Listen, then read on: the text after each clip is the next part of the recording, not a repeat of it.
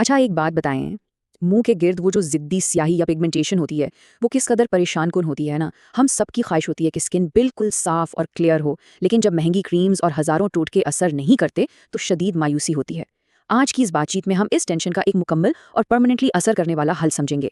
हम एक ऐसे क्रिएटर के 2 साल लंबे सफर का तज्जिया करेंगे जिन्होंने अपनी शदीद और जेनेटिक पिगमेंटेशन को प्रैक्टिकली खत्म किया। और मजे की बात यह है कि उन्होंने किसी जादू का सहारा नहीं लिया, बल्कि एक ऐसी सॉलिड साइंस बैक्ड अप्रोच अपनाई जो जिस्म के अंदर और बाहर दोनों तरफ काम करती है। इस अप्रोच को समझने के लिए हमने इसको 4 सिंपल हिस्सों में बांट दिया है। पहला, मसले की असल जड़। दूसरा, अंदरूनी हल यानी मल्टीविटामिन्स। तीसरा, बैरूनी हल जिसमें नीम का तेल शामिल है। और आखिर में सबसे ज़रूरी चीज़, सब्र और एक्सपेक्टेशंस। तो सबसे पहले आते हैं स्टेप नंबर 1 पर। मसले की असल वजह पर बात करते हैं। आखिर ये स्याही मुंह के गिर्द अचानक से क्यों पैदा होती है? ये वो सवाल है जिसने ना जाने कितने स्किन केयर इंथुजियास्ट को सालों तक कंफ्यूज रखा है। हम अक्सर सोचते हैं कि शायद हमने कोई क्रीम गलत लगा ली है, लेकिन सच्चाई ये है कि जब तक हमें मसले की असल जड़ का ही नहीं पता होगा, हम चाहे कुछ भी लगा लें, कोई इलाज काम नहीं करेगा। देखिए, इस मसले के ठीक पीछे 2 बड़े मुजरिम हैं। एक हमारे जिस्म के अंदर छुपा है, यानी विटामिन की शदीद कमी, और दूसरा हमारी जिल्द के बाहर है, यानी मेलानिन की बहुत ज्यादा पैदावार। ये सुनकर बिल्कुल क्लियर हो जाता है कि सिर्फ स्किन के ऊपर कुछ मल लेना काफी नहीं है। एक इफेक्टिव रूटीन वही होगी जो अंदर और बाहर दोनों फ्रंट्स पर एक साथ लड़े। अब जैसे विटामिन बी की कमी को ही ले लें, ये सिर्फ अंदर की थकावट का नाम नहीं है, हमारा जिस्म प्रॉपर सिग्नल्स देता है। मिसाल के तौर पर, अगर अक्सर मुंह में छाले या अल्सर्स निकलते हैं तो लोग इसको वक्ती गर्मी समझकर इग्नोर कर देते हैं, लेकिन प्रैक्टिकली ये आने वाली पिगमेंटेशन का एक अर्ली वार्निंग साइन है। जिस्म चीख चीख कर बता रहा होता है कि अंदर किसी अहम ग़िज़ाइयत की कमी हो चुकी है, जिसे फौरन पूरा करने की ज़रूरत है। चलिए अब दूसरे हिस्से पर आते हैं, यानी दी इनसाइड फिक्स, अंदरूनी मसले को ठीक करने का हल। यहाँ एक ऐसा कॉन्सेप्ट है जो थोड़ा सरप्राइजिंग लग सकता है। विटामिन्स को जिंदगी भर रोजाना नहीं खाते रहना, ये बुनियादी तौर पर एक ऑन और ऑफ अमल है। यानी आप 1 से 2 हफ्ते या ज़्यादा से ज़्यादा 1 महीने तक मल्टीविटामिन्स लें और फिर लाजमी कुछ महीनों का वक्फा दें। क्यों? ताकि जिस्म को अपनी नेचुरल रूटीन मेंटेन करने का मौका मिले और उस पर किसी किस्म का लोड ना पड़े। ये जो बैलेंस है ना, यही असल गेम चेंजर है। और हाँ, मार्केट में मिलने वाली फ्लैशी और महंगी बॉटल्स पर आंख बंद करके पैसे ज़ाया करने से बेहतर है कि हम उनके लेबल्स पढ़ना सीखें। हमारी नज़र क्लियरली उन स्पेसिफिक न्यूट्रिएंट्स पर होनी चाहिए जो मसले को हिट करें, जैसे विटामिन बी जो डायरेक्ट मुंह की स्याही और छालों वाली डिफिशिएंसी को टारगेट करता है, विटामिन डी जिसकी आजकल तकरीबन हर किसी को कमी होती है, और ज़रूरी मिनरल्स जो हमारी इम्यूनिटी और मेटाबॉलिज्म को बूस्ट करते हैं। फोकस हमेशा क्वालिटी पर होना चाहिए, ब्रांड के नाम पर नहीं।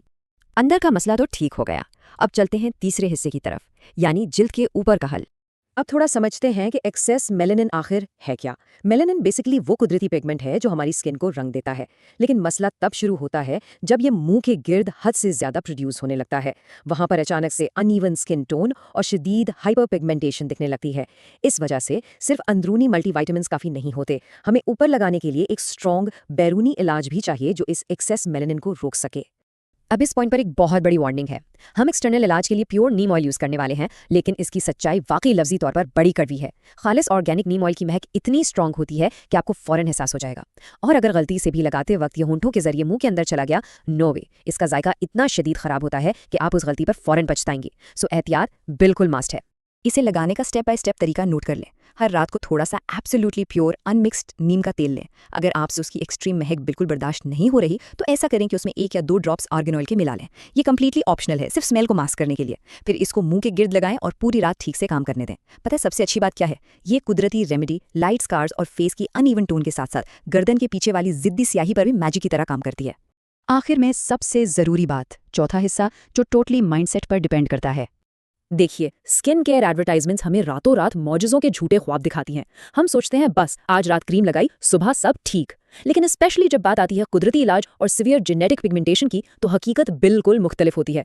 पहले 1 से 2 दिन में तो लिटरली 0% रिजल्ट नजर आता है। ये कोई ओवरनाइट फिक्स नहीं है, बल्कि एक लंबा सफर है। कंसिस्टेंट डेली एप्लीकेशन से ही वो लॉन्ग लास्टिंग और ड्रास्टिक इंप्रूवमेंट आती हैं जिसके हम ख्वाब देखते हैं। अगर टाइम की बात करें तो एक्सपेक्ट एग्जैक्टली क्या करना चाहिए। कुछ दिन गुजरेंगे, कोई विजिबल चेंज नहीं आएगा, यहीं पर लोग हार मान लेते हैं। लेकिन फिर कुछ हफ्तों बाद जब आप शीशा देखेंगे तो वहाँ प्रोग्रेस का फर्स्ट साइन नजर आएगा। यहाँ हिम्मत नहीं हारनी, सब्र रखना है, और फिर तकरीबन 1 से 2 साल की मुसलसल मेहनत के बाद ही जाकर वो जिद्दी जेनेटिक स्याही ऑलमोस्ट परमानेंटली ठीक होती है। क्रिएटर का ये 2 साल लंबा सफर हमें यही प्रैक्टिकली सिखाता है कि कंसिस्टेंट रहना एक्चुअली पे ऑफ करता है। तो चलिए आज की इस तफसीली बात को एक बहुत ही इंपॉर्टेंट सवाल पर ख़त्म करते हैं। क्लियर ग्लोइंग स्किन की इस लंबी रेस में क्या अभी भी हम सिर्फ बाहर से क्रीम्स थोपने और सिम्टम्स को छुपाने में लगे हुए हैं, या अब आखिरकार हम तैयार हैं अपनी बॉडी को अंदर से बाहर तक नेचुरली हील करने के लिए? अच्छी और हेल्थी स्किन कोई जादू नहीं है, ये ठीक स्ट्रैटेजीज और कंटिन्यूअसली सब्र करने का रिजल्ट